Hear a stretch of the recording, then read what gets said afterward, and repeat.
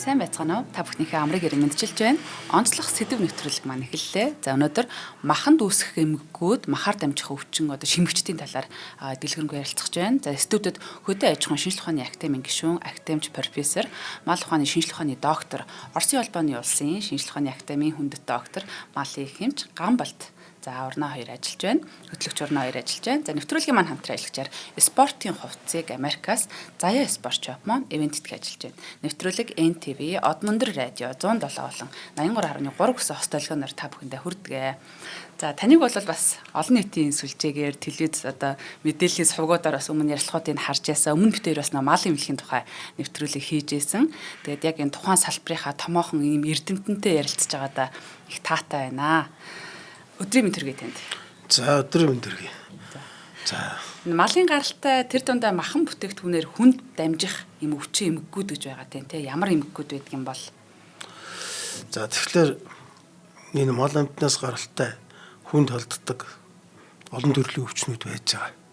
Өнөөдөр бол зөвхөн махан гаралтай бүтээгдэхүүнээр хүнд яаж энэ мал амтны өвчин дамждаг юм бэ гэдэг тал дээр нэг хэд хэдэн сонгож авсан өвчнүүд төр ярьчих гэж бодсон. Тэгэхээр яг ер нь бол ингээд нийгмийн сүлжээнд нэг байгаад байдаг юм чинь буглаатай байна гэл тийм ээ. Нэг янз бүрийн зургийг гаргаж тавиал тэгээд тэнд идээтэй буглаатай энийг идэж болох юм уу болохгүй юм уу гэл нэг бахан эргэлзээтэй тэгсэн мөртлөө бас жоохон тийм айдастай тийм асуудлууд байгаад байдаг шүү дээ. Тэгэхээр нэгдүгээрт бол энэний талаар ярих гэж бодсон.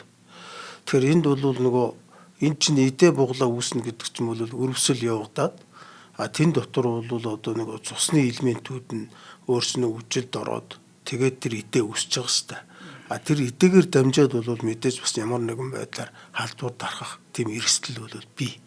Тэ. Энэ яагаад үүсдэг юм бэ гэхдээ зэрэг ерөөсөө малда амтанда гэрийн төжөөр амтанд адилхан шүү дээ. Муур нохой гэл тийм ээ. Тэднэрт ингээд тариа хийх явцад тарилгын технологиг алдсны улмаас нэгдүгээрт үүсэж байгаа. Ухаанд арьсан дур тарихад бол шууд 90 градусаар тарих хэрэгтэй байхгүй. Тийм ээ. Тэгээд булчинд болохоор бол 145 градус гэдэг юм уу. Ингээд өөрөөсөө бүр технологитой. Тэгэхээр энэ технологиг алдахаар нэгдүгээрт үүсчихэд байгаа. Хоёрдугаарт болохтой зэрэг бол мэдээж тухайн бэлтгэмлийн дотор байж байгаа найрлага нь малын тэр арьс ч юм уу бултанд ч юм уу хүрхээс өмнө шингэж чадахгүй. Тэгээд нөгөөх нь ингээ буглаа үсээд ийм асуудал гарч байгаа. Тэгэхээр энэ бол хамгийн нэгдүгээр тарьсан газар бол мэдээж үүснэ. Тэгвэл энэ чинь мал болгонд үүсэхгүй шүү дээ. Тодорхой хэмжээгээр 100 малын 1-2 ч байдаг юм уу? Тийм ээ. Ингэж үүсэж байгаа. Тэгэхээр тэрийг бол хэрвээ үүслэе гэж бодох юм бол манай малын эмчнэр чинь манай мал эмнэлэг ариун цэврийн магадлан шинжилгээ гэж бүр мэрэгжил байдаг юм. Тэд нар бол үүсэх ёстой. За ингээд бүх гулгазаас нь авахгуулаад тэгээд бүгд эд эрхтэн бүгдээр ингээд үзээд тэгээд ийм буглаа байх юм бол тэрийг яалгаад тэгээд энийг мэдээж үүсэнд хэрэглэхгүй. Тэр бол уг нь бол ингээд захын ч юм уу дэлгүүрийн лангуунд очихоос өмнө тэрийг үзээд ялгаад хөлсөнд гарахгүй байх хэрэгтэй байхгүй юу тийм ээ. Тэгэхээр зарим тохиолдолд бол гарч ирчээд тэгэл энэ зах дэлгүүрийн хүнсэн дээр чи юм буглаа өсчээд байна гэдэг буглаатай мах байгаад байна гэдэг ингэдэж шүү дээ тийм ээ. Тэгэхээр энэ дээр бол буглаатай махыг бол тухайн хэсгийг бол аваад тэгээд тэрийг бол устгачих хэрэгтэй. Тэрийг бол заавал хөлсөнд хэрэглээд байхгүй. Тэгээд үгүй хүн бол хараад мэдчихэж шүү дээ. Тийм ээ. Нэг талаас энэ. Нөгөө талаас нь болохтой зэрэг энэ буглаа үүсч байгаа юм чинь бид нар чи идэх гэж байгаа махныхаа буглаа гэж яриад байгаа шүү дээ, тий. Гэтэл энэ чинь амьд амтанд очиад тариа хийж байгаа шүү дээ хөөрхий. Тэр чинь бас тэнд чинь өрөвсөл явагдаад нөгөө амтэн чинь бас хашил үүсээд өрөвсөөд халуураад тэнд чинь бас юм болно ш нэг л өвчин явагдаж байгаа юм чинь. Тэр амтын яаж зовж исэн бол гэдэг. Тэр амтэн бас хөөрхий дээр чинь зовж байгаа шүү дээ. Тийм учраас л ерөөсөө бид нэр эхлээлд тариаг хийх технологи их зөв хийх хэрэгтэй. Хийж байгаа бэлтгэл нь бол буглаа үүсгдэг байх хэрэгтэй. Ийм л асуудал байгаад байгаа.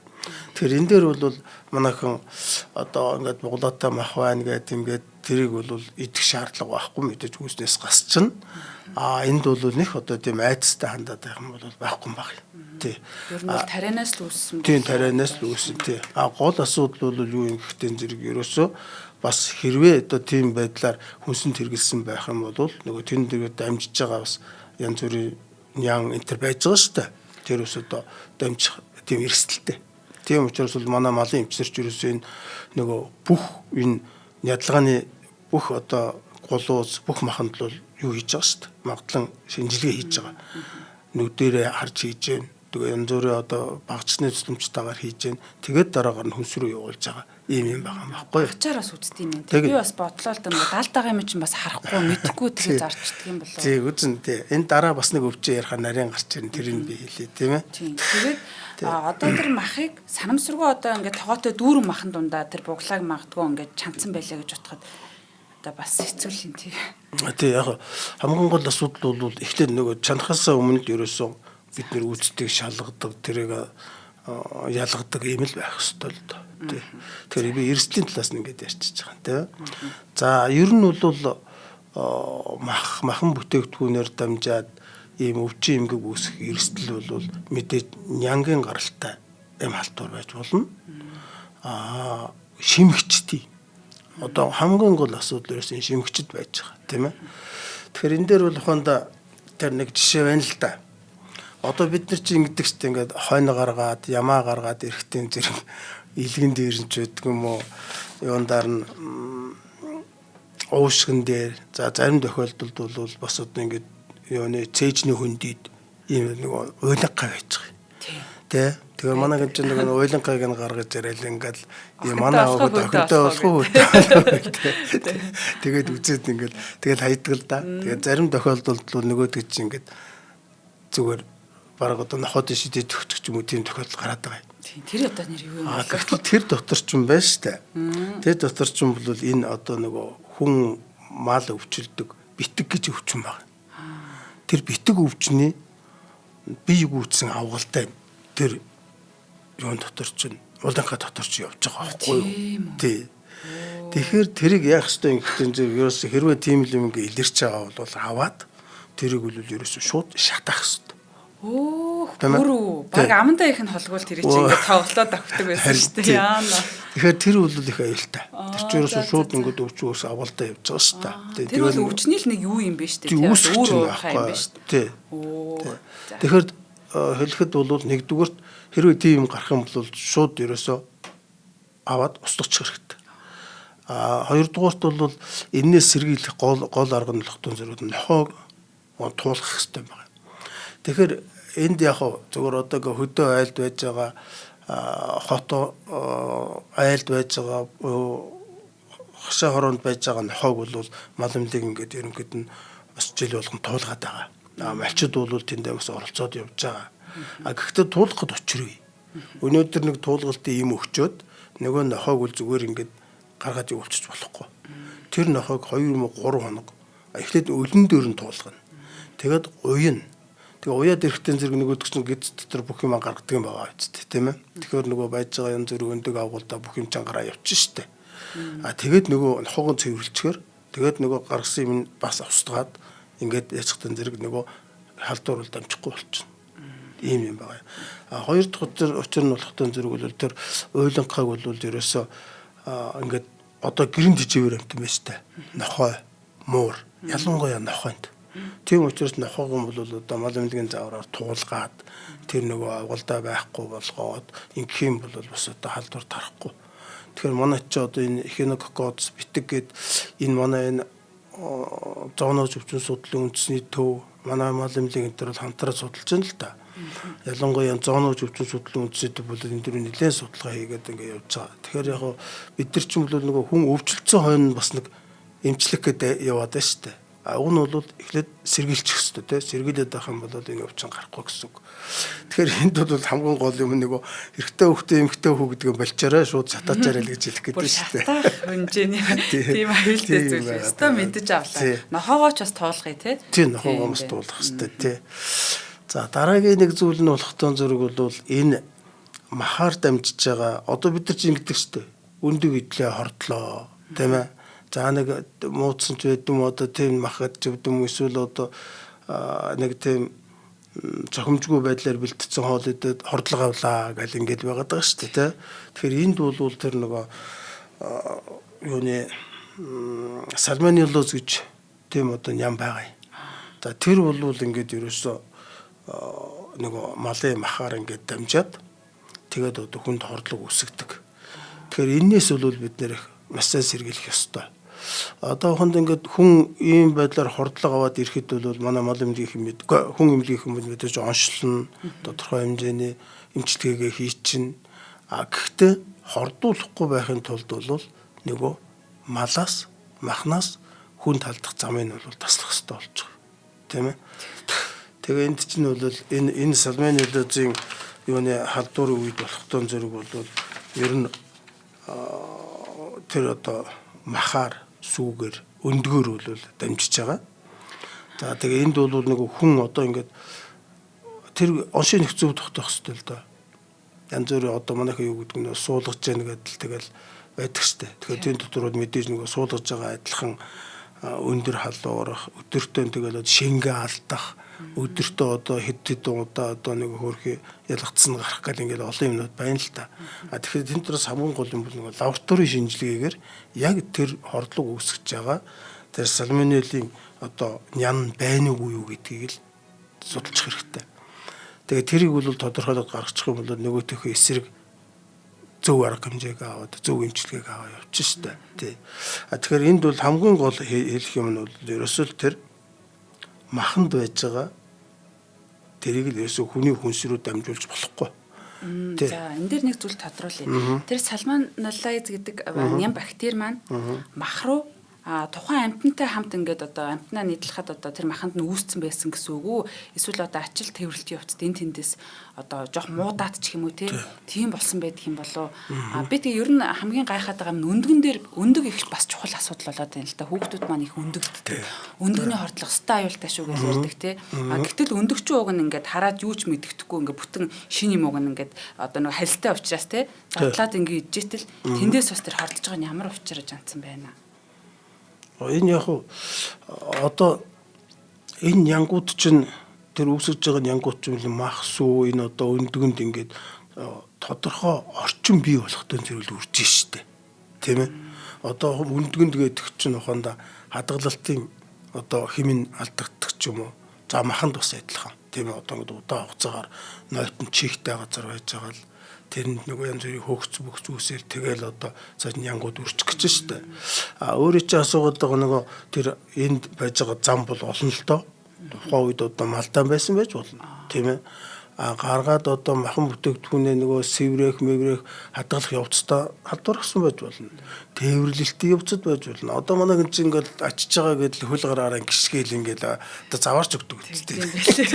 Тэр явцад ч одоо энэ янгууд орчих юм билүү яаж мэдэх вэ? Хөдлийн уул молон жүүч байгаа юм билээ. Тийм жүүч байгаа юм билээ. За тэгээд дараагаар нь бол мэдээж нөгөө хадгалах орчин гэж байна тэр чинь тийм ээ. Одоо хасах дөрвөөс ч байд юм хасах 20 хүртэлч байд юм. Тэгтэл нөгөө тийм одоо орчинд байхгүй бол мэдээж нөгөө янгууд чинь үрчих сайхан орчин бүрдээд ирнэ шүү дээ. Тэгтээ зэрэг л одоо өвчин үүсгэх юм руу орно. Тэгтээ эдгээр чинь бол ер нь бол энэ одоо энэ бид нарыг одоо ингэж сууж хахад бид нар энд чинь ингээд янз бүрийн янгууд ингээд явж байгаа шүү дээ. Хамгийн гол нь нөгөө ямар нөхцөл үүссэн үед өвчин үүсгэж болох вэ? Үүсгдэг чадвартай болох вэ гэдэг асуудал байна. Тэгэхээр энд чинь бол бид нар яах юм гэхдээ зэрэг ерөөсөө энэ махыг бол хасах 4-өөс хасах 8 градусд л хадгална. Тийм ээ. Энэ өндгийг түрүү асуулаа тийм ээ. Өндгийг бол одоо энэ манай шууныхан бол маш сайн мэдж байгаа. Овоскоп гэж багж байдаг юм. Тэр багжаар ингээд үзэхтэн зэрэг бол тэнд ямар ч тийм толд мол үүсээгүй. Өндөгний шар цагаан хоёр байж байгаа шүү дээ. Тэр хоёр үл ингээд хэвэн байж ах шүү дээ. Хэрвээ ямар нэгэн байдлаар ингээд толд мол үүссэн байх юм бол тэрийг голгодол одоо өөрөөр хэлбэл устгаж шүү дээ. Хүнсэнд явуулахгүй. Тийм. Тийм байдлаар яаж хийж толготой байж идэг шүү. Тэр болохгүй юу? Болохгүй. Одоо зарим нэг хөх мөх явдаг шүү дээ, тийм ээ. Тий. За тийм учраас л хүнсэнд л ерөөсөө ингээд гарахгүй байж байгаа. Тэгэхээр энэ ч юм уус хяналт байж байгаа шүү дээ, тийм ээ. Нэгдүгээр, хоёрдугаар болохтой зүрх бол зүгээр нөгөө хүнс хийсний дараа одоо хонд юу гэдэг нэг сайхан салаад малаад хийцэн сайн тий. Тэрний дараа нөгөө бас л нөгөө хадгалалт буруугаас тийм ээ. тэнд бас үржиж болно. Тийм учраас бол ерөөсөө энэ хүнсээр дамжиж байгаа энэ янгуудыг бол мэдээж манай охин бол маш сайн яаж чадна л да. Тодорхойлчихно. Тэрийг бол ийм байна гэд үзчихнэ.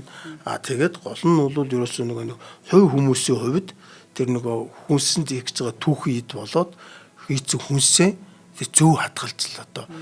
Тэгээд нөгөө ямар одоохонд хамгийн наадсан л энэ нөгөө нэг махарчдаг хавтан байна шүү дээ, тийм ээ.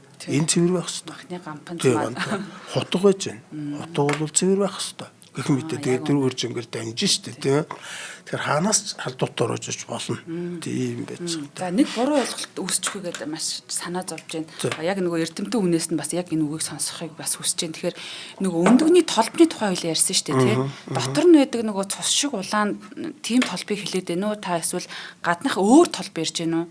Дотор нь байдаг тэр цус шиг улаан ер нь аюултай юм уу? Гүг. Тэрийг аюулгүй гэж би ярин сонсчихсон. Зөв цус шиг улаан ч юм бол яг нөгөө нэг одоо өндөг дараад тэн чинь нөгөө цусны судснууд үүсч эхэлж штэ, тийм ээ.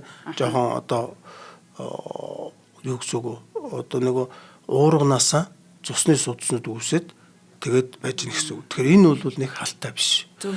Тий. Зүгээр хөх толботой жоохон байх юм бол угаасаа тэгээд манай энэ шувууны үйлдвэрүүд чинь хөх толботой юм бол гаргахгүй шүү дээ. За энийг үлгүүлсэн тийм. Хараагүй байна ер нь тийм. Тэр улаан юутай бол тийм учиртай. Тэр бол байхгүй тий. Санаа авлаа. За хоёлаа нэвтрүүлгийнхаа хамтран ажиллагчийг танилцуулаад үргэлжлүүлье. Тэгэхээр Америкаас одоо бүх бараа бүтээгдэхүүнээ татж ирдэг манай энэ Заяа спорт шоп гэдэг дэлгүүр манай өнөөдрийн маань нэвтрүүлгийг эвэддгээ ажиллаж байгаа манай спортын Заяа маань буюу одоо спортын тайлбарлагч, спортыг хамгийн сайн мэддэг хүмүүсийн одоо Монголд байдаг хүмүүсийн нэг байх болов. Тэгэхээр одоо ямар хувцас, хунар, материал нь илүү хүний биед айтайхан зогтч тэр хөлсийг гадагшлуулж байдаг юм уу? Одоо гүйлтэнд ийм тийм спортод энэн сайн гэснийг хамгийн сайн мэдж байгаа хүн учраас одоо яг л энэ бүхэнд одоо зориулагдсан энэ бүтээгдэхүүнүүдийг авчирдаг. Тэгээ дан ганц хувцас гэлтгүү одоо нэг хүүхдийн витамин, нэмэлт бүтээгдэхүүн зэрэг юм хувцас хэрэглэлүүдийг бас ингэж хамгийн хямд үнээр та бүхэндээ санал болгодог. Манай заяа өөрөө одоо бас яг энэ Америкаас болон Англиас бараануудаа ингээд сонгож авчирдаг.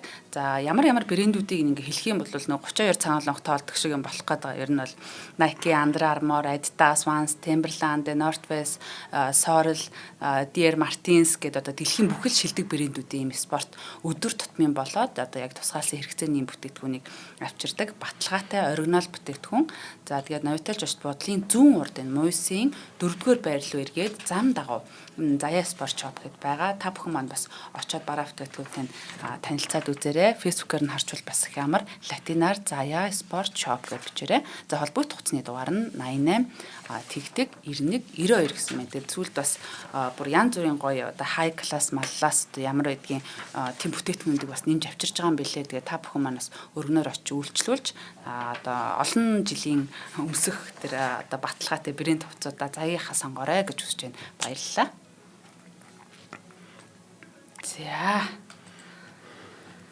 За хоёлаа яриагаар үргэлжлүүлээ.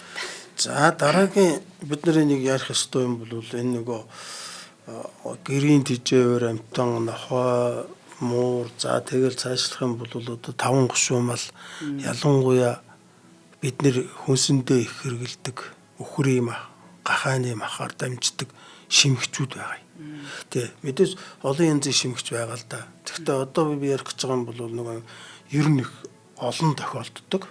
Бас бид нар заавал мэдчих явах хэрэгтэй, сэргийлж явах хэрэгтэй нэг тийм хоёр юм ярих гэдэг. Нэгдүгээр ер нь бол цагаан горхой чинь өөрөө бол нөгөө нэг хүнд юугаар дамжаад байна гэхдээ зэрэг эртээдийн бидний ярьжсэн нөгөө түүхий мах янз бүрийн түүхий байдлаар нь идэх тийм ээ болгоогүй байдлаар идэх энэ замаар л одоо дамжичаад байгаа юм. Бас зарим тохиолдолд бол мэдээж нөгөө одоо боловсруулсан махан бүтээгдэхүүн ялангуяа одоо бас тодорхой хэмжээгээр нэг дайвар бүтээгдэхүүнүүдээр дамждаг юм байна. Гэхдээ бол бүх малаас бүх одоо ийм л дамжина гэж бас ойлгож болохгүй. Тэгэхээр ер нь бол одоо энэ нэг дутуу чансан мах одоо консервнүүд байж байна. Тийм ээ одоо хадгалаасалсан консервнд бас байх юм байна. Тэгээд нөгөө бохирдсон мах байгаа шүү дээ. Дөрөвний бид тэр ярьдаг те нөгөө гутлаараа гисгээл иш тийш шиддэг ч юм уу. Ийм байдлаар одоо халтах гэдэг шүү дээ. Тэгэхээр ийм юмнуудаар бол энэ шимэгчүүд бас дамждаг шүү гэдгийг хэлэх гээд байгаа. Оо яа надад нөгөө консерв шопрот юм нөгөө тунаа загасны консерв энэ аягүй хийдэг байхгүй юу? Бас аюултай мэн тий. Тий, тунаа загас чинь бол ер нь дэлхийн нийтээр бас нэг юмнаас их яагаад байгаа шүү дээ. Эрсдлээс нь юу лээ сэргийлээд байгаа шүү дээ. Тий, тэр яадаг ихтэй зүрх нөгөө энэ далай чинь бол янз бүрийн нөгөө бохирдлууд хайдаг. Тэр бохирдлуудаас болоод тэн дотор нөгөө янз бүрийн одоо тэнд чинь хүртэл янз бүрийн химийн бодисууд явж штэ. Тэгэхээр тунаа загсныг чинь бол ер нь энэ дэлхийн судлаачдын мэдээлэл энтерээс харж байхад бол ерөөсөө тэдний үлдэгдэл бол маш их байна гэж яриад байгаа штэ. Бохирдсон. Тэгэхээр бид нар ч гэсэн тунаа загсын хөлнүүдээр янз бүрийн юмд хэрэглээд идээл байж байгаа тийм ээ. Гэхдээ мэдээж тэр цаанаас үйлдвэрлэгч бэлтгэгч нар бол тодорхой хэмжээний шинжилгээний дүнтэй л гарч байгаа шүү дээ. Гэхдээ бид нар бол бас мэддэг байх хэрэгтэй байхгүй тийм ээ. За энэ чинь нэг юм байдаг гэсэн шүү гэхдээ. Тийм учраас нөгөө хамгийн наадс нь юу харах вэ? Нөгөө хугацаа дуусч үгүй гэдгийг хүртэл харж байгаа хэрэгтэй байхгүй. Тийм юм байж байгаа. Тийм. За тэгээ энд үл яг би энэ гахайн хуш горхой үхрийн гуш хорхой гэж хоёр горхой байгаа юм. Тэгээ энэ бол нөгөө Тиньоз саркоцтоз гэдэг яг олон улсын натийн нэрслэр нь нэрлэж байгаа юм л да. Энэ үл ядын ихтэн зүргээс хүний бижд ороод хүний ингээд нарийн гидсэнд хэрвээ халтуур авах юм бол хүний бижд ороод хүний нарийн гидсэнд ингээд нэг өөрийн соруултаа тэр соруулаараа ингээд бэхлэгдээд тэгээд тэнд ингээд шимэгчлээд байсан. Зүгтчих юм байна шүү дээ тий. Зоогдоод. Тэг ингээд судлаачдын одоо бичиж байгаа үцгээс л тэнд үл ерөөс ингээд бараг 5-аас 10 жил хүртэл одоо ингээд байгаад байдаг.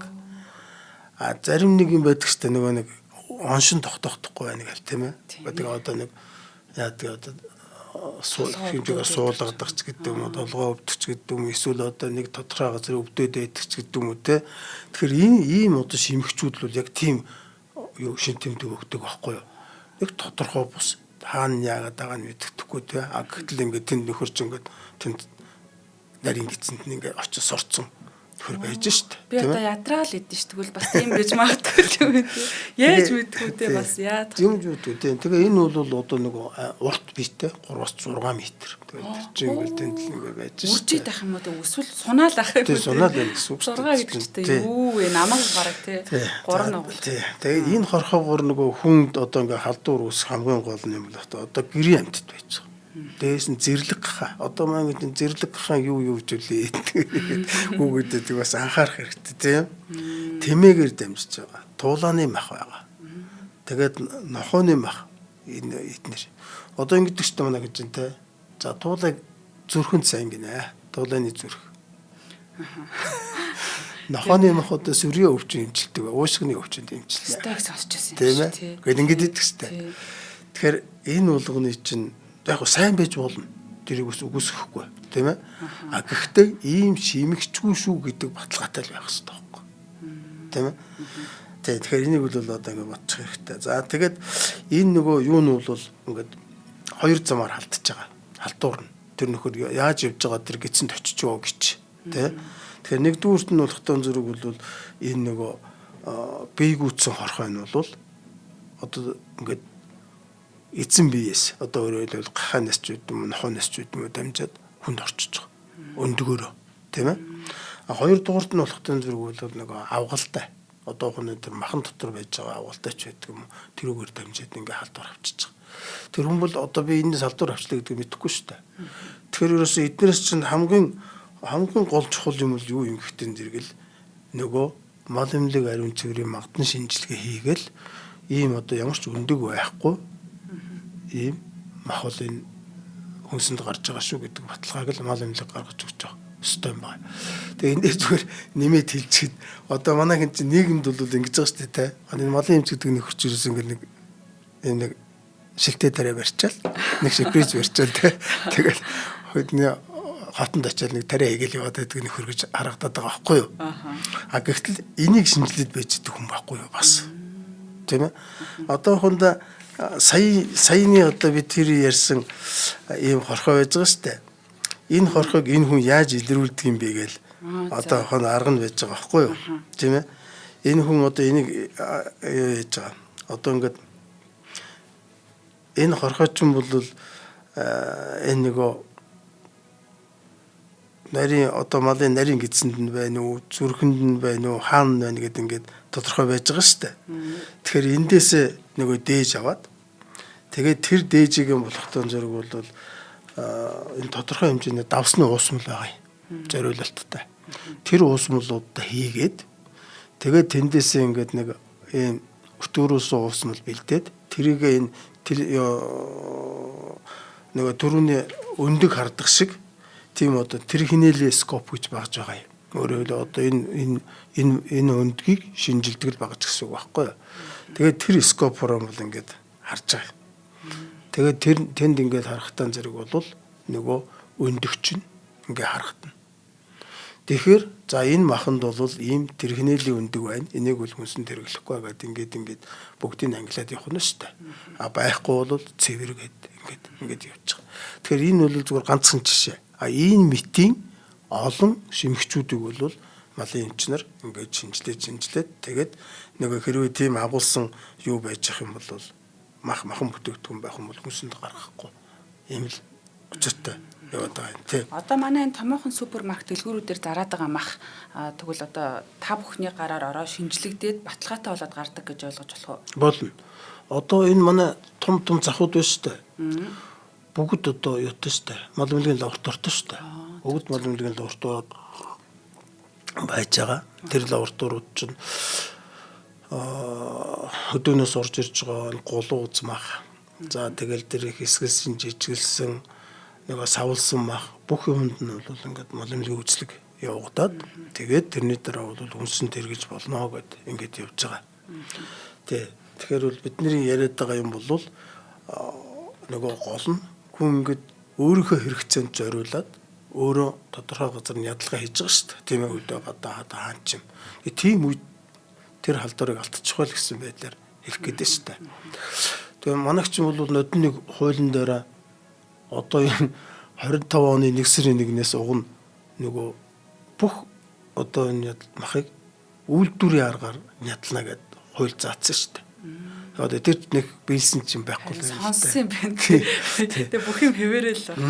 Хэвээрээ. Үйлдвэрийн аргаар ядалсан мах гэдэг нь саяны хэлс сэргэлээтэй шүү дээ. Бүх мал эмнэлгийн системтэй, бүх мал эмнэлгийн хяналттай. Тэгээд тэрүүгээрээ яваад хүнсэнд хүрнэ л гэсэн үг байхгүй юу? Тэр нь. За одоо малын өвчлөлтөөр нэмэх нь одоо яг энэ аймгийн мах хамттай, тэр аймгийн мах ийм тийм гэсэн бас яриа байдаг тий. Тэгээд одоо нөгөө Дорногов аймгийн Улаанбаатар сум дээр нэг ургийн гажиг мажигтай мал гараад байдаг. Энэний талаар одоо юу гэдгийг тэр аймгаас хүмүүс маха авахаа болж гэн ч гэдэм үү те бас нэг иймэрхүү яриа сонсогдоод байдаг байхгүй. Энэ талаар яг юм судалгаа шинжилгээ хийж ирсэн баталгаа нотлоготой тийм юм байдаг юм болов уу? Яадаг юм бол? Юу яа. Энд дээр энэ манай одоохондоо Дорногов аймгаас бэлтэж байгаа мах. Дорногов аймгийн Улаанбаатар суманд байж байгаа малаас гарсан мах. Энэ дэр ч одоо манай энэ шинжилгээ ухааны академийн хийм хөрөлнгийнхээ судалгаа хийж байгаа шүү дээ. За. 22 оноос хойш хийсэн байх ёстой. Одоо энэ дөлөд хийгээд нөгөө тэр Улаанбаатараас бэлтэж байгаа маханд одоо бодвол нөгөө гол асуудал нөгөө нэг ураны асуудал яригдах байх л да. Тийм. Эцүү хүн хортох уу ч гэдэг юм айц байгаа. Тэгэхээр тэдний бас би юуг нь сонсч ирсэн. Хийм хөрөлнгийнхний дүгнэлтийг. Тэнд бол одоо ямар нэгэн тийм эргэлзээ байхгүй гэсэн дүгнэлт байдсан байлээ. Тий. Тэгэхээр яг нь ер нь бол юу штэ.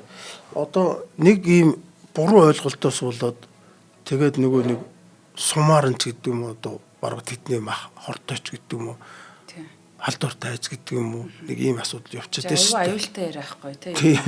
Тий. Одоо нөгөө буруу юмыг нийгэмд буруу юмар нь тэр хүмүүс мэдээж зарим хөрх нөгөө тодорхой хэмжээний энэ одоо мэдээлэл байхгүй мэдлэг байхгүй хүн чинь нөгөө төр нь тусгаж аваад байна шүү дээ. Тэгтэн зэрэг нөгөө буруу мэдээлэл цэцчих гээд байдаг тийм ээ. Нэг юм байгаа. Тэр мах юуны хувьд л мэдээж өнөөдөр зүгээр нь хийлүүлэгдэж байгаа шүү дээ. Уг нь бол тийм юм байгаа. За зүгээр би энэ дээр бас нэг юм хэлчихэд ер нь бол энэ Дорногов аймгийн Улаанбаатар суманд хийж байгаа судалгааны ажил чинь ерөөсөө нэг ганцхан хүн хийж өгнө шүү дээ. энэ ч одоо хамгийн сүүлийн нэг Тайлангаас би харахад л 12 газрын 113 хүн ч үлээ оролцсон ийм судалгааны ажлууд яваад байгаа шүү дээ. Зүгээр ингээд янз бүрийн юм ярихтаа зэрэг бол одоо тэр нэг нөхөр энэ нэг нөхөр гэдэл ингээд нэг хүнийг цагаад яваад байдаг байхгүй тий. Ухаандаа бид нар мал эмнэлгийн талаас нь судалгаа хийлээ. Энд ч одоо ер нь тэр Улаанбаатар сумын малын эрүүл мэнд ямар байдгийг, ер нь одоо шалтгаан нөхцөл нь ямар байгаа ингээд судалгаа хийсэн. 22 онд 23 онд эхнэр. Тэгээ тэндээс ингээд хийхдээ бид нар бол одоохонд ганцхан би хийгээгүй шүү дээ. Тэнд ч одоо мал эмнэлгийн хүрээлэн, эрдэм хэмжлэгээний байгууллага нь, улсын мал эмнэлэг ариун цэрийн төвөл урт оргоод онцлогоо тавьдаг газар нь, за тэгээд Монголын мал эмнэлгүүдийн дундын хошоо гэдэг үцлэг хийдэг, одоо янз бүрийн шинжилгээ хийдэг газар нь, дээрээс нь одоо бас химийн хүрээлийн төр оролцсон ийм судалгаанууд явагдсан баггүй юу. Тэгээ энэ судалгаанаас ингээд харах чинь бол тухайн одоо суманд хорогдож байгаа малч гэдэг юм уу, өвчлөж байгаа малын тоо болохтон зэрэг улсын дунд ч хүрэхгүй байгаа юм. Тийм ээ, өөрөөр хэлбэл бага байна гэсэн үг. Тэгээ бид нар энд судлахтаа бол Улаанбаатар сумаас 80 км байхаа Хөвсгөл сум, хоошоо 150 км хол Айраг сум. Ингээ энэ гурван сумыг ингээд хооронд харьцуулаад үзэж байгаа байхгүй юу. За хэрвээ эндээс Улаанбаатар сумын мал өвчтөй, Улаанбаатар сумын тийм одоо их янз бүр хорогдол байдаг бол нэг ялгаа гарнаа да. Гэтэл 18 айл сонгоод 54 айлын 370 гаруй мянган малд үцлэг хийж байгаа. Үцлэг хийгээд. Тэгээд тэндээсээ шинжилгээ аваад лабораторид биохимийн шинжилгээ, эмгэг анатомийн шинжилгээ, дээрээс нь лохтон зэрэг хүнд металлын шинжилгээ, эрдэс бодисын шинжилгээгээд ингээд хийж байгаа. Тэгээ эний чинь бол цаана хийж байгаа улсууд нь одоо 10 20 хүн хийж байгаа шүү дээ. Ганцхан одоо манивт нь хийж байгаа юм биш. Би бол зүгээр дүгнэлтийн яриад байгаа болохоос шүү тийм ээ. Тэнд чинь тэгээд үзэхтэн зэрэг яасан гэхдээ зэрэг 3 дүгнэлт гарч байгаа эндээс чинь. Нэгдүгээрт нь удахтан зэрэг бол энэ 3 сум нэг нь мэдээж ураны олборлолт хайгуул явагдаж байгаа тийм ээ. Бусад газар нь бол байхгүй. Тэгтэл энэ 3 сумын бүх малын 86% нь бүгдээрээ тэжээл боловсруулах замын эмгэгтэй.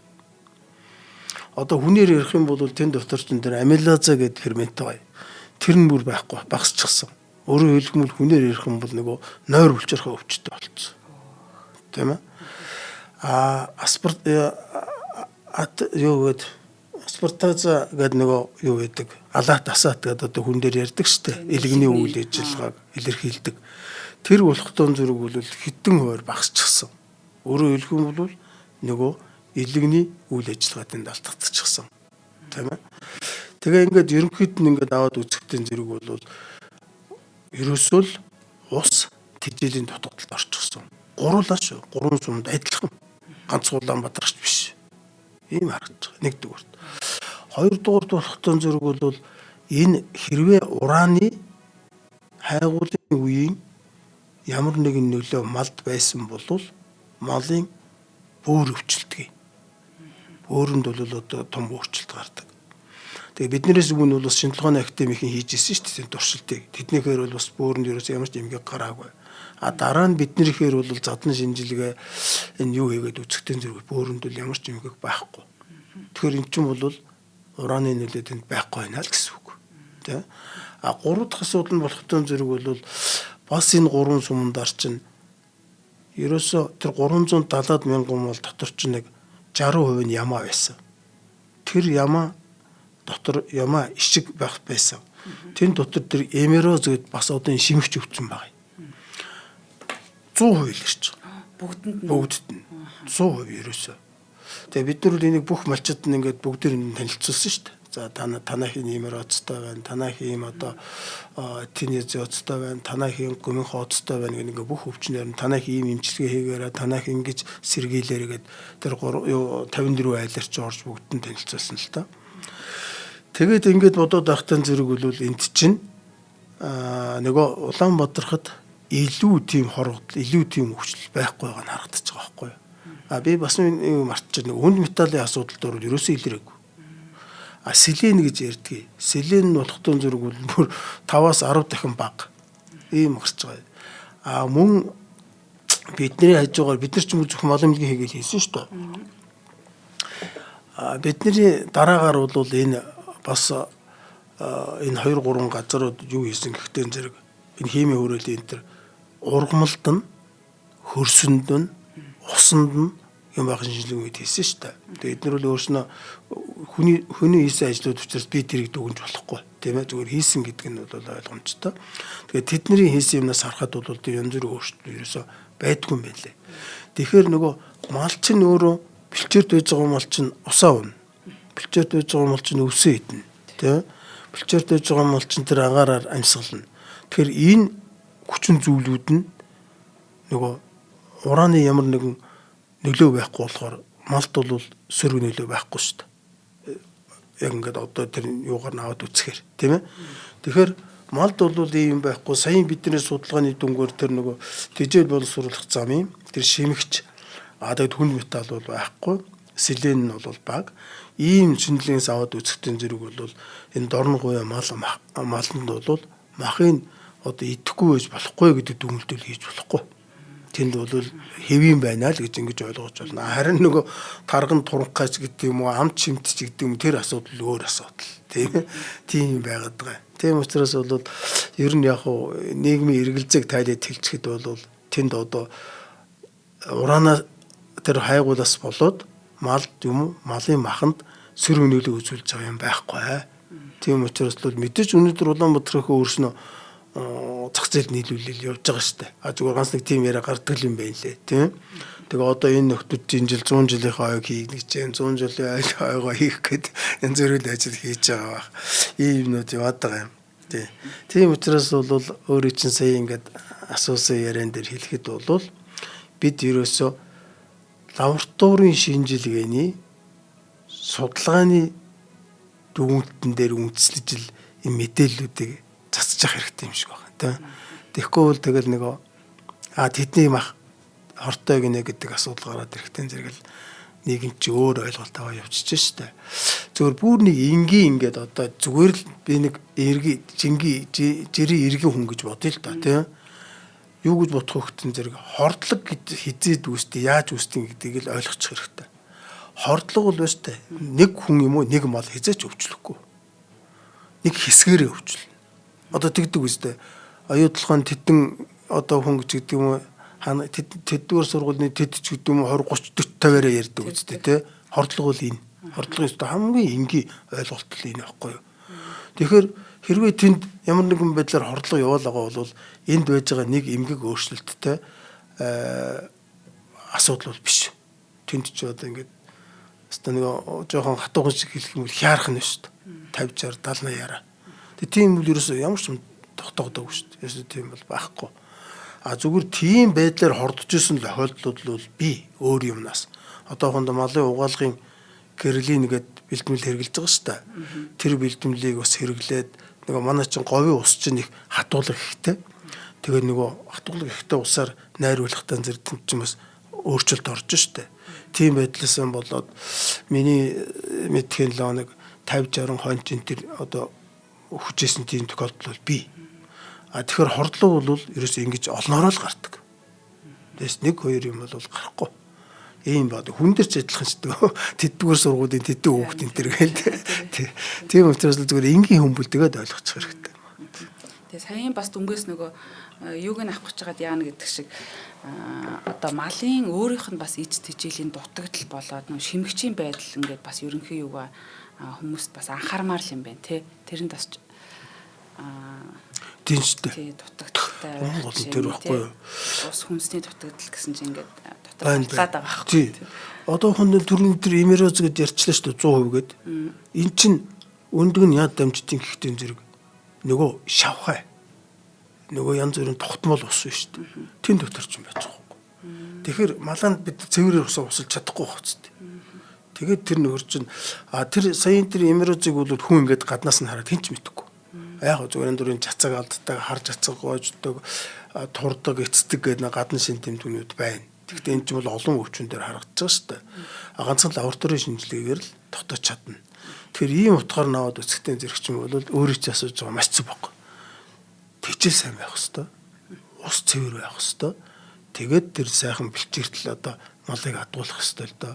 Яг бид нар бол сүүлийн үед юуруу чигчээд байгаа ихтэн зэрэг нэг уур амьсгалын өөрчлөлт боллоо. Ургамал ургахан байлаа л гэд ингэж байгаа шүү дээ. Тэ. Тэрний нөлөөч байлээ л дээ. Гарч ирж байгаа тэр үл үнэн. Тийм л юм байгаа даа. За таны ярианаас уг нь би бол нөгөө махаа сайн болгож идээрэ гэдгийг бол уг нь ойлгосон хэрнээсээ би одоо аливаа бүтээгдэхүүнийг жоохон түүгээр нэгдэх дуртай байхгүй юу. Одоо стейк байхад ингээд жоохон улаан баймаар байна те. Өндөгний бол шарыг болгож иддэггүй байх чинь ч юм уу. Тэгээд энэ түүхийн амтанд нь дуртай байхгүй юу. Тэгээд одоо ийм хүмүүс маань одоо үзчихэвэл те бид нар ер нь яаж нэг одоо анхаарах уг нь болох ёстойг нь мэдсээр ээж итэл бас одоо энэ дээр үл яг зүгээр нөгөө бид нар нөгөө хоол хийх технологи элдэн хонгой би мэдэхгүй шүү дээ. Яаж тэгэж түүхий болгодё одоо мэдээж тэр усуд бас сайнч нарын юмар л хийж байгаа ба тийм ээ. Юу гэж л одоо тэгэл нэг юм халдвар авсан юмар хийгээд байв гэж тийм ээ. Тэгэхээр хамгийн гол юу байхгүй юу?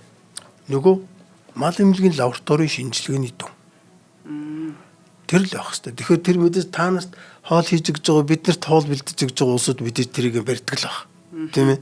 Хүмүүс тэгээд нэг юм яриад байдаг байхгүй одоо түүхээ загас магас чи араас нь ингээ жоохон ариутгачдаг юм аа энэ төр ч гэж яах шиг тийм юм бас байдаг юм уу байдаг юм бас тийм. Зүгээр хараа бүх шимэгчдийг бүх нянг тийм аргаар устгах гэж байхгүй. А зүгээр юуны нөгөө шинжлэхүйн талаас нь бол ариутгал хийж болно. Хонд лимоны хүчил гэж тий лимоны хүчлээр одоо зайлдах ч юм уу эсвэл лимоны хүчил одоо юм дээр нэмдэг үстэй тий лимон тийм байдлаар тийм байдлаар болно. Тэнд бол бас нөгөө гарц байхгүй биш. Тийм байж. За бидний ярианы цаг маань бол ерөнхийдөө дууслаа. Гэтэ сүүлийн өгүүлбэрт бас танд яриаг үлдсэн юм олон л байгаа. Би энэ зоонзын халдваруудын талаар бас их сонирхож лээсэн тий. Ямар өвчтнүүд хүнд халддсан бол ингээ хаа хамаагүй амтнаас одоо тэр өвчин шууд хүн рүү халдаад байдаг юм уу юу? Хүнтэй нэг жоохон төстөдийн инхээтэй байж тэр нь одоо амьдрах орчин арай жоохон одоо төсtöж байд юм уу? Нэг тиймэрхүү бас асуултууд үлдээл байна. Ерөөсөө ийм шүү дээ. Бид нар ерөөсөө нөгөө сүүлийн үед нэг сони яриа гарч тий. Бид нар дэлхийд дээр ганцхан хүн ганцаараа амьдраагүй шүү гэж яриад байдаг болсон шүү дээ. Тийм бай. Тэгдэг. Энийг хэцүү хандлага гэж бодож байгаа. Бид нар ганцаараа амьдраагүй. Одоо ингээд бидний эргэн тойронд бүх байн нян бүх юмнууд чи вируснууд ч байж байгаа.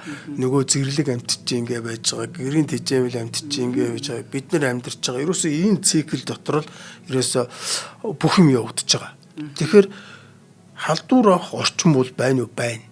Зүгээр ганцхан хамгаалж чаддаг байх хэрэгтэй байхгүй юу тийм ээ. Хондо боом гэдэг өвчин байж байгаа. Энэ боом гэдэг өвчний үүсгэгч нь 300 хүртэл жилийн газрын хөрсөнд байж хадгалагдана. 300 жил гэдэг үү вэ? Тэгээ гадуурын юм бүрхүүлтэй. Тэр нян яадын ихтэн зэрэг одоо манайд үер их болж штэ. Энэ үерийн усаар чинь нөгөө янз бүрийн хөрс газрын хөрс чинь ингээд хугдаал тэгээд тэрүүгээр ингээд зөөгдөөл ингээд орж ирдэг үз. Тэр үед нөгөөдөг чинь ингээд ил гарчиж байгаа. Ил гарангууд нөгөө мал янз бүрийн витнэ үсттэй. За тэгээд малны өвчлөн, малаас нь дамжаад хүнд өвчлөн. Гэх мэтэр нэг юм байна. Нөгөөх нь одоо галзуу өвчин. Бид нэр хамгийн сайн мэддэг тийм ээ. Галзуу өвчин хаанаас хүнд хүрээд ит юм бэ гэж. Галзуу өвчний гол юм бол нэг ийм цикл явж байгаа. Тэн дотор энэ галзуугийн үүсгэгч бол энэ чон, нохоо, хярас тэгэл энэ мэрэгчд тээж явж байгаа. Тийм, уг нь хол амьтдал байна. Уг нь хол амьтдтай. Тэгээд тэр мэрэгчд ингээ явж байгаад нөгөө янз бүрийн яалгацс гаргадаг ч юм уу эсвэл одоо нэг малыг хацдаг ч юм уу тийм байдлаар нөгөө вирус дамжих гэж штэ. Бэлчээрээр дамжиж болно. Нөгөө малаар дамжиж болно. Тэгээд мал өвчлөн малаас хүн талтна. Тэр чон нохоноос чалдж болно. Тэгэхээр энд чинь би ахаад юу хэлэх гээд байгаа гэсэн ерөөсөө бидний эргэн тойронд чинь энэ өвчин үүсэх юмнууд чинь бүгд байж байгаа шүү. Мал өөрөө галзуурах юм уу? Мал өөрөө галзуурна. Мал бол одоо тэгэл хүүгэн хараанд өргөсөн энэ чинь хүндж байдаг шин тэмдэг. Тэгээд нөгөө янз бүрийн одоо гадна дотны юм руу дайрна. Янз бүрийн юмыг одоо хазна, идэн маш дошхон болно гэл ингээд. Тэгээ яг малыг бол ер нь үдээд устгачдаг штэ. Тийм ээ. Тэгээд устгаж шатаагаад ингээд яач. Тэгээд дараа гамд вакцин хийгээ явчихж байгаа. А хүн бол хэцүү. Тэгээд одоо хүнийг бол одоо тэг имчилгээс л гаргахгүй шүү дээ. Ямар нэг байдаг. Имчилгээ нь яад юм болоо тий. Тийм тэрийг бол одоо би яхаа за хүний имчилгээ учраас тэрийг мэдэхгүй тий. А зүгээр ер нь бол өөрийгөө хамгаалах хэрэгтэй. Тэр мал амтнаас тэр вирусын халдвар бол орж ирнэ. Тэгвэл нохоонд тэр маань одоо нэг үнэн чон маань хэрсний ямар нэг байдлаар үлдээсэн юм одоо нохоо болохоор тээгч болчт юм байна тий. Өөрөө халзуураагүй. Нохоо тээгч зүгээр явж яхана шүү. Тэгээд хацхаар шүлсээр нь ямар тэгээ хацхтан зэрэг шүлсээр нь дамжаад тэгээд нөгөө юу халдвар явчихж байгаа шүү дээ. Тийм ээ. Тийм учраас нохоод хазуулсан үнийг дор нь нэг хүүсрэн тариа хийдэг шүү дээ тий. Тэр л одоо сэргийлж байгаа арга л да. Вакцин хариулах бол имчилгээ хэцүүгээ сонсчихлээ. Тэгээ ер нь бол хүн малаас амтнаас хүнд халдж байгаа олон өвчин байгаа. А энэний үүсэх хүн өвчлөх нөхцөл нь юу юм гэхдээ зөвхөн ерөөсөө л эцэст явж хүн өөрийнхөө ариун цэврийг л маш сайн сахих хэрэгтэй. Хамгийн наадах нь гараа бодвол болчих хэрэгтэй байхгүй. Бид нар ч уг нь ковидын үед гараа уугаа сурцсан шүү дээ. Тэр шиг л ерөөсөө. Одоо ялангуяа энэ манай энэ хөдөөний хүмүүс бол ерөөсөө үргэлжлэн малтай хайцаж байгаа шүү дээ. Хонд ингээд нэг байж байгаа нэг дэлийг илтгэх ч юм уу, малынхаа одоо 100 нурууг илтгэх ч юм уу ингээд явж байгаа тийм. Тэгэл нөгөө үнээс сааж байгаа улсууд чинь энэ бүгд л дандаа л гараа ариутгаа энэ чинь өөрийгөө ч хамгаална, малаа ч хамгаална ингээд яваад шүү дээ. Одоо тэр бүрчлөө згээд нэг айхтар өвчин байж байгаа тийм хүн төвчлөдөг, малч өвчлөдөг. Тэгээд эмчилгээ байдгүй. Одоо нэг юм. Энд ч юм уу ерөөсөө л одоо хүн ялангуяа манай малын эмчнэр бол нөгөө их барьж авчих шүү дээ малыг төлийг те. Тэгээд тэнд чи одоо янз бүр бэлитэй бэлийгүй. За тэгэл нөгөө хагас саадсан үед нь тэр асуудал байж байна. Тэгэл нөгөө үнэ саагаад ингээд эрэхтэн зэрэгэл тэр өөртөө дамжаад байгаа шүү дээ. Нэх одоо суу уугаал махитаар дамжиж байгаа ч юу бол ер нь тэрүүгээр их дамжиж байгаа. Тэгэл хашаа хороо юм байна. Тийм учраас бол ерөөсөө л хүн өөрийгөө мал амтны өвчнөөс хамгаалах гол юм бол ерөөсөө л өөрийгөө маш сайхан ариутгах сурч хэрэгтэй.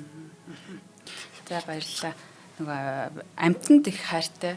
Тэгээд нөгөө амьттай хамааралтай өвчин эмгэгүүд бас хэрхэн яаж үүсч яадаг юм бол гэдэг талаас бас их сонирхолтой байлаа. Хоёрдугаар тэгвэл нөгөө мах иддэг учраас тий махтай холбоотой энэ бүх асуудлын талаар яг эрдэмтэн үнийх нь үгийг сонсох их сайхан байлаа. Нэвтрүүлэг маань НТV-гээр Мод Мөндөр радио 107 83.3 гэсэн долгионоор та бүхэндээ хүрлээ. Нэвтрүүлгийн хамтран ажиллагчаар спортын хувьцаг Америкаас Заяа спорт шоп маань ивэнтдгээ ажиллаа. Хамтаа исэн үзэг сонсогч болон танд маш их баярлалаа. За баярлалаа. Ажлын амжилт хүсье. Баярлалаа. Нэвтрүүлгийг хүлээн авсан Нарны аймгийн монголчуудтай баярлалаа. Од Мөндөр сувг нь энэ мэдчлэн таны мэдхүйн мянган нэвтрүүлгийг 2026 оны 7 сарын 1 хүртэл та бүхэндээ хүргэх юм. Их хэлээрээ шинжлэх ухаан танин мэдхүйг түгээхийн үлсэд нэгтгэх хүсвэл та бидэнд хандив өгөх боломжтой. Та нэг нэвтрүүлгийг 100 төгрөгөөр буюу 1000 нэвтрүүлгийг 100 мянган төгрөгөөр үнэлээд биднийг дэмжээрэй. Жилдээ ганцхан удаа 100 мянган төгрөгөөр биднийг дэмжснээр шинжлэх ухаан танин мэдхүйг түгээх энэ үйл хэрэг амжилттай үргэлжлэх юм. Од Мөндөр нэр дээрх Худлаа агшлын банкны данс байгаа 4191 Тэг 4 518. Та 100 мянган төгрөгөөр шилжүүлэхдээ гүйлгээний утга дээр нь өөрийн нэр болон утасны дугаараа заавал бичээрэй. 100 мянган төгрөг хандалснаар Од Мөндөр сувгийн алтан гишүүн болох юм а. Шинжлэх ухаан танин мэдхгүй Монголд ялах болтугай.